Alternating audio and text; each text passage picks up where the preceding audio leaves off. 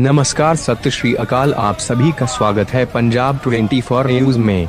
जलियांवाला बाग मूल स्वरूप की बहाली के लिए प्रदर्शन व रैली आवाज नहीं सुनी तो अगली कार्यवाही की घोषणा खदर बाबा के मेले में की जाएगी। 23 अक्टूबर अमृतसर देश भगत यादगार समिति ने आज भंडारी पुल पर एकत्रित दर्जनों जनवरी संगठनों के सहयोग से जलियांवाला बाग के सामने उग्र विरोध के बाद रैली की और मांग की कि जलियांवाला बाग की महान साक्षी ऐतिहासिक विरासत को बहाल किया जाए। मूल स्वरूप होना चाहिए बहाल। 1913 में अमेरिकी धरती पर देश की आजादी के लिए सैकड़ों प्रदर्शनकारियों ने गदर पार्टी के झंडों के साथ साथ भ्रातृ संगठनों के झंडों के नीचे मार्च किया, ये संदेश देते हुए कि अगर लोगों की आवाज नहीं सुनी गई तो समिति कार्यवाही करेगी। आने वाले दिनों में तीखे विरोध के लिए सरकार जिम्मेदार होगी।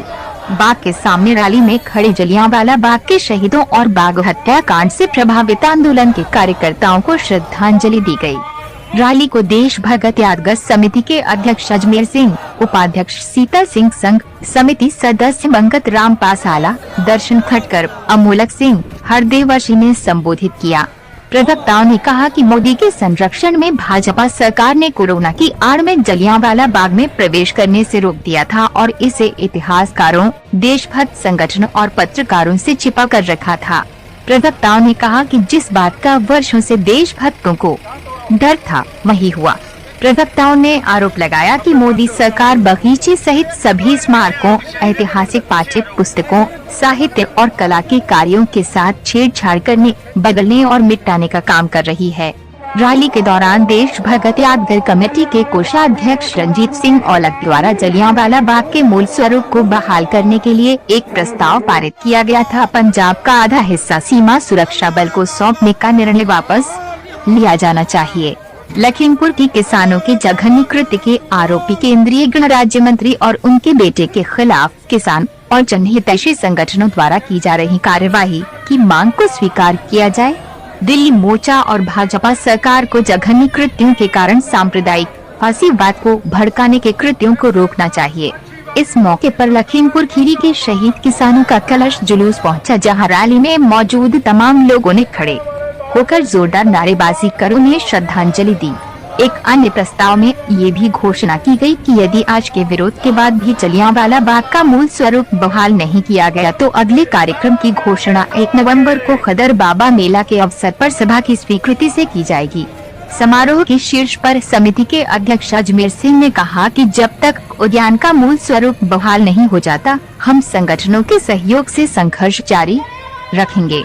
आज के समारोह का संचालन डॉक्टर परमिंदर सिंह, सहायक सचिव, देश भगत यादगार कमेटी, तारशील सोसाइटी पंजाब, जमहूरी अधिकार सभा, भारतीय किसान यूनियन टकोड़ा, ग्रामीण मजदूर यूनियन, पंजाब खेत मजदूर यूनियन, ग्रामीण खेत मजदूर सभा, टेक्निकल सर्विस यूनियन ने किया। सीटू आदि, पंजाब छात्र संघ, सार्वजनिक क्षेत्र की इकाई शहीद रंधावा, सार्वजनिक क्षेत्र की इकाई लालकर, शहीद भगत सिंह नौजवान सभा, पंजाब सत्री सभा, लोकगीत अनुसंधान एकेडमी, जलियांवाला बाग संघर्ष समिति, BKU राज्यपाल, DTF, DMF, सरकारी शिक्षक संघ के नेताओं और सैकड़ों कार्यकर्ताओं ने भाग लिया। द्वारा जारी डॉक्टर परमिंदर सिंह, अमृतसर से रिपोर्टर हरजिंदर काका।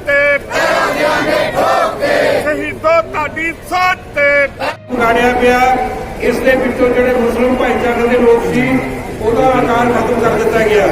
ਉਹ ਜਿਹੜੀ ਗਲੀ ਆ ਛੋਟੀ ਉਸਦਾ ਵੀ ਤੁਸੀਂ ਦੇਖ ਲਿਆ ਕਿ ਵਿੱਚ ਪੂਰਨ ਲਾ ਕੇ ਲਾਤੇ ਭਾਰਤੀ ਜਨਤਾ ਪਾਰਟੀ ਦੇ ਮੈਂ ਦੇਸ਼ ਭਗਤ ਯਾਦਗਾਰ ਦਾ ਟਰਸਟੀ ਆ। ਅੱਜ ਦਾ ਇਹ ਵਿਰੋਧ ਮਾਰਚ ਦੇਸ਼ ਭਗਤ ਯਾਦਗਾਰ ਕਮੇਟੀ ਦੇ ਸੱਦੇ ਤੇ ਬਹੁਤ ਸਾਰੀਆਂ ਜਨਤਕ ਜਥੇਬੰਦੀਆਂ ਦੇ ਸਹਿਯੋਗ ਨਾਲ ਕੀਤਾ ਜਾ ਰਿਹਾ। ਇਸ ਲਈ ਕੀਤਾ ਜਾ ਰਿਹਾ ਕਿ ਮੋਦੀ ਸਰਕਾਰ ਨੇ ਜਦੋਂ ਦੀ ਉਹ ਆਈ ਸੱਤਾ ਤੇ ਉਦੋਂ ਸਾਰੇ ਦੇਸ਼ ਦੇ ਇਤਿਹਾਸ ਨੂੰ ਵਿਗਾੜਨਾ ਚਾਹੁੰਦੇ ਆ, ਖਾਸ ਤੌਰ ਤੇ ਆਜ਼ਾਦੀ ਇਤਿਹਾਸ ਨੂੰ। ਉਹ ਸਟੇਸ਼ਨਾਂ ਦੇ ਨਾਮ ਬਦਲ ਰਹੇ ਆ, ਉਹ ਸ਼ਹਿਰਾਂ ਦੇ ਨਾਮ ਬਦਲ ਰਹੇ ਆ। ਉਹਨਾਂ ਨੇ ਇਸ ਜਲਿਆਂਵਾਲੇ ਬਾਗ ਦੀ ਵੀ ਦਿੱਖ ਨੂੰ ਬਦਲਣ ਦਾ ਫੈਸਲਾ ਕਰ ਲਿਆ। ਜਲਿਆਂਵਾਲੇ ਬਾਗ ਦੀ ਮਹਾਨਤਾ ਫੁੱਲਾਂ ਨਾਲ ਨਹੀਂ ਬਣਦੀ, ਇਹਦੀ ਮਹਾਨਤਾ ਉਹਨਾਂ ਲੱਗੀਆਂ ਗੋਲੀਆਂ ਨਾਲ ਬਣਦੀ ਆ ਜਿਹੜੀਆਂ ਲੋਕਾਂ ਦੇ ਸੀਨੇ 'ਚੋਂ ਲੰਘੀਆਂ ਸੀ, ਜਿਹਨੇ ਸੈਂਕੜੇ ਲੋਕਾਂ ਨੂੰ ਸ਼ਹੀਦ ਕੀਤਾ ਸੀ। ਇਹਦੀ ਮਹਾਨਤਾ ਭਾਵੇਂ ਸੋਨੇ ਦੇ ਨਾਲ ਤੁਸੀਂ ਇੱਥੇ ਪੱਥਰ ਲਾ ਦਿਓ, ਇਹਦੀ ਮਹਾਨਤਾ ਸੋਨੇ ਦੇ ਪੱਥਰਾਂ ਨਾਲ ਨਹੀਂ ਬਣਨੀ। ਇਹਦੀ ਮਹਾਨਤਾ ਬਣਨੀ ਆ ਵੀ ਜਦੋਂ ਅਸੀਂ ਉਹ ਜਲਿਆਂਵਾਲੇ ਬਾਗ ਵਿੱਚ ਜਿਹੜਾ ਜ਼ੁਲਮ ਹੋਇਆ ਉਹਨੂੰ ਚੇਤੇ ਕਰਾਂਗੇ। ਤੁਹਾਡੇ ਅੰਦੋਲਨ ਵਿੱਚ ਸ਼ਹੀਦ ਪਰਿਵਾਰ ਸ਼ਾਮਲ ਨੇ ਕੋਈ? ਸ਼ਹੀਦਾਂ ਦੇ ਪਰਿਵਾਰਾਂ ਦਾ ਸੰਬੰਧ ਨਹੀਂ ਹੈ, ਸਾਰੇ ਦੇਸ਼ ਦੇ ਲੋਕਾਂ ਦਾ ਸੰਬੰਧ ਹੈ। ਸ਼ਹੀਦਾਂ ਦਾ ਭਰਾ 1919 ਤੋਂ ਬਾਅਦ ਹੁਣ ਕਿੱਥੇ ਰਹਿ ਗਏ ਆ ਉਹ ਪਰਿਵਾਰ? ਇਹ ਸਾਰੇ ਦੇਸ਼ ਦੇ ਲੋਕਾਂ ਦਾ ਪਰਿਵਾਰ ਆ ਜਿਹੜਾ ਇਸ ਜਲਿਆਂਵਾਲੇ ਬਾਗ ਨੂੰ ਇੱਦਾਂ ਹੀ ਕਾਇਮ ਰੱਖਣਾ ਚਾਹੁੰਦਾ ਆ ਜਿੱਦਾਂ ਦਾ ਉਹ ਗੋਲੀ ਚੱਲਣ ਵੇਲੇ ਸੀ।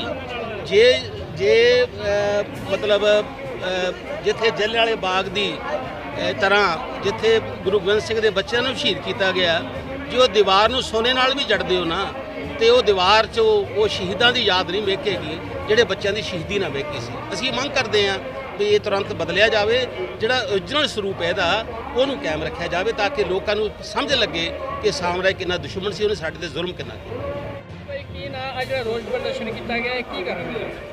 ਮੇਰਾ ਨਾਮ ਹਰਦੇਵ ਸਿੰਘ ਅਰਸ਼ੀ ਹੈ ਜੀ। ਮੈਂ ਦੇਸ਼ ਭਗਤ ਯਾਦਗਾਰ ਕਮੇਟੀ ਦਾ ਟਰਸਟੀ ਹਾਂ। ਅੱਜ ਦਾ ਜਿਹੜਾ ਇਕੱਠ ਕੀਤਾ ਗਿਆ ਹੈ ਇਹ ਦੇਸ਼ ਭਗਤ ਯਾਦਗਾਰ ਕਮੇਟੀ ਦੇ ਵੱਲੋਂ ਬੁਲਾਇਆ ਗਿਆ। ਬੜੀ ਚਰਚਾ ਸਾਰੇ ਔਰ ਲੋਕਾਂ ਦੇ ਵਿੱਚ ਬਹੁਤ ਜ਼ਿਆਦਾ ਗੁੱਸਾ ਹੈ ਕਿ ਜਿਹੜਾ ਸਾਡੇ ਆਜ਼ਾਦੀ ਅੰਦੋਲਨ ਦਾ ਇਤਿਹਾਸਕ ਸਥਾਨ ਹੈ ਜਿਹਨੂੰ ਸਭ ਤੋਂ ਉੱਤਮ ਦਰਜਾ ਦਿੱਤਾ ਗਿਆ ਹੈ, ਇਹ ਜਦੋਂ ਦੀ ਮੋਦੀ ਸਰਕਾਰ ਆਈ ਹੈ ਉਦੋਂ ਤੋਂ ਜਿਹੜਾ ਸਾਡਾ ਰੀਅਲ ਹਿਸਟਰੀ ਹੈ ਉਹਨੂੰ ਡਿਸਟਰੋਏ ਕਰਨ ਦੀ ਔਰ ਉਹਦੇ 'ਚ ਰਲਗੱਡ ਕਰਨ ਦੀ ਜਿਹੜੀ ਆ ਕੋਸ਼ਿਸ਼ ਕੀਤੀ ਜਾ ਰਹੀ ਹੈ ਤਾਂ ਕਿ ਸਾਡੀ ਨਵੀਂ ਜਨਰੇਸ਼ਨ ਦੇ ਅੱਗੇ ਅਸਲੀ ਸੱਚ ਸਾਹਮਣੇ ਨਾ ਆ ਸਕੇ। ਇਹਨਾਂ ਨੂੰ ਇਸ ਕਰਕੇ ਤਕਲੀਫ ਹੈ, ਇਹ ਤਾਂ ਅੰਗਰੇਜ਼ਾਂ ਦੇ ਪਿੱਠੂ ਸੀ, ਅੰਗਰੇਜ਼ਾਂ ਦੇ ਨਾਲ ਮਿਲ ਕੇ ਚੱਲਦੇ ਸੀ। ਇਹਨਾਂ ਦੀ ਆਰਐਸ ਜਦੋਂ ਰਾਣੀ ਵਿਕਟੋਰੀਆ ਆਈ ਹੈ ਉਹਨੂੰ ਸਲੂਟ ਪੇਸ਼ ਕਰ ਰਹੀ ਸੀ ਔਰ ਇਸ ਆਜ਼ਾਦੀ ਅੰਦੋਲਨ 'ਚ ਇਹਨਾਂ ਦਾ ਕੋਈ ਹਿੱਸਾ ਨਹੀਂ। ਇਸ ਕਰਕੇ ਇਹਨਾਂ ਨੂੰ ਆਜ਼ਾਦੀ ਅੰਦੋਲਨ ਦੇ ਅਸਲੀ ਇਤਿਹਾਸ ਤੇ ਨਫ਼ਰਤ ਹੈ। ਆ ਪਿਛਲੇ ਸਮੇਂ 'ਚ ਮੋਦੀ ਸਰਕਾਰ ਨੇ ਜਲਿਆਂਵਾਲੇ ਬਾਗ ਦਾ ਸੁੰਦਰੀਕਰਨ ਦਾ ਜਿਹੜਾ ਇੱਕ ਪ੍ਰੋਜੈਕਟ ਤਿਆਰ ਕੀਤਾ ਔਰ ਨਰੋਲ ਬੀਜੇਪੀ ਦੇ ਜਿਹੜੇ ਟਰਸਟੀ ਹੈ ਜਾਂ ਕਮੇਟੀ ਮੈਂਬਰ ਆ ਉਹਨਾਂ ਨੂੰ ਲਾਇਆ ਗਿਆ ਔਰ ਬੜਾ ਦੁੱਖ ਹੋਇਆ ਜਦੋਂ ਇਹ ਪਬਲਿਕ ਵਾਸਤੇ ਓਪਨ ਕੀਤਾ ਗਿਆ। ਇਹਦਾ ਜੋ ਪੁਰਾਣਾ ਸਰੂਪ ਸੀ, ਉਸ ਵੇਲੇ ਦੀਆਂ ਜੋ ਨਿਸ਼ਾਨੀਆਂ ਸੀ, ਦਰਦਨਾਕ ਜਿਹੜਾ ਕਤਲੇਆਮ ਹੋਇਆ ਇੱਥੇ ਜਨਰਲ ਡਾਇਰ ਦੇ ਵੱਲੋਂ, ਉਹ ਸਾਰੀਆਂ ਨਿਸ਼ਾਨੀਆਂ ਵੀ ਮਿਟਾਉਣ ਦੀ ਕੋਸ਼ਿਸ਼ ਕੀਤੀ ਗਈ ਹੈ। ਬਹੁਤ ਸਾਰੀਆਂ ਇਸ ਤਰ੍ਹਾਂ ਦੀਆਂ ਫੋਟੋਆਂ ਵਗੈਰਾ ਲਾਈਆਂ ਗਈਆਂ ਜਿਨ੍ਹਾਂ ਦਾ ਕੋਈ ਤਾਲੁਕ ਨਹੀਂ, ਜਾਂ ਕੁਛ ਇਸ ਤਰ੍ਹਾਂ ਦੇ ਦੇਸ਼ ਭਗਤ ਜਿਹੜੇ ਚਿਹਰੇ ਹੈ ਉਹਨਾਂ ਚਿਹਰਿਆਂ ਦਾ ਸਰੂਪ ਵਿਗਾੜ ਕੇ ਪੇਸ਼ ਕਰਨ ਦੀ ਕੋਸ਼ਿਸ਼ ਕੀਤੀ ਜਾ ਰਹੀ ਹੈ। ਸੋ ਇਸ ਕਰਕੇ ਇਹ ਪੁਰਾਣਾ ਸਰੂਪ ਬਹਾਲ ਕੀਤਾ ਜਾਏ, ਇਸ ਮੁੱਖ ਮੰਗ ਨੂੰ ਲੈ ਕੇ ਔਰ ਜਿਨ੍ਹਾਂ ਦੋਸ਼ੀਆਂ ਨੇ ਇਹਦਾ ਸਰੂਪ ਵਿਗਾੜਿਆ ਉਹਨਾਂ ਖਿਲਾਫ ਐਕਸ਼ਨ ਲਿਆ ਜਾਏ ਔਰ ਇਹਦਾ ਜਿਹੜਾ ਮੂਲ ਸਰੂਪ ਹੈ ਉਹਨੂੰ ਬਹਾਲ ਕੀਤਾ ਜਾਏ। ਇਹ ਸਾਡੇ ਅੱਜ ਦਾ ਜਿਹੜਾ ਇਹ ਮਾਰਚ ਹੈ ਜਾਂ ਇੱਥੇ ਰੈਲੀ ਹੈ ਇਹਦਾ ਮੁੱਖ ਮਕਸਦ ਹੈ। ਤੁਹਾਨੂੰ ਲੱਗਦਾ ਹੈ ਕਿ ਮੋਦੀ ਸਾਹਿਬ ਇਹ ਪਿਕਨਿਕ ਸਪੌਟ ਬਣਾ ਦਿੱਤਾ ਗਿਆ ਇੱਕ ਤਰ੍ਹਾਂ ਦਾ? ਉਹਨਾਂ ਦੀ ਕੋਸ਼ਿਸ਼ ਤਾਂ ਇਹਨੂੰ ਢਾਉਣ ਦੀ ਹੈ ਕਿ ਇੱਥੇ 5 ਸਟਾਰ ਹੋਟਲ ਬਣਾ ਦਿੱਤਾ ਜਾਏ, ਆਜ਼ਾਦੀ ਦੇ ਅੰਦੋਲਨ ਨਾਲ ਜੁੜੀ ਕੋਈ ਚੀਜ਼ ਰਹੇ ਨਾ, ਇਹਨਾਂ ਨੂੰ ਉਹਦੇ ਨਾਲ ਨਫ਼ਰਤ ਹੈ। ਪਰ ਲੇਕਿਨ ਇਹ ਵੀ ਉਹਨੂੰ ਭੁੱਲਣਾ ਨਹੀਂ ਚਾਹੀਦਾ ਕਿ ਦੇਸ਼ ਭਗਤਾਂ ਦੇ ਵਾਰਸ ਅਜੇ ਜਿਉਂਦੇ ਹੈ, ਉਹਨਾਂ ਦੀ ਅਣਖ ਜਿਉਂਦੀ ਹੈ। ਅਸੀਂ ਕਿਸੇ ਵੀ ਕੀਮਤ ਤੇ ਨਾ ਤਾਂ ਇਤਿਹਾਸ ਵਿਗਾੜਨ ਦੇਵਾਂਗੇ ਨਾ ਇਤਿਹਾਸਕ ਸਥਾਨਾਂ ਖਤਮ ਹੋਣ ਦੇਵਾਂਗੇ। ਇਹ ਉਹਨੂੰ ਸਿੱਧੀ ਵਾਰਨਿੰਗ ਹੈ ਔਰ ਚੈਲੰਜ ਵੀ ਹੈ ਸਾਡਾ।